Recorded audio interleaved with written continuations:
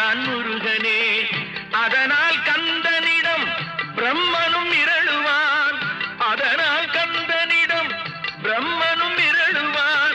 கந்தன் அடியவர்க்கு அவனும் அருளுவான்.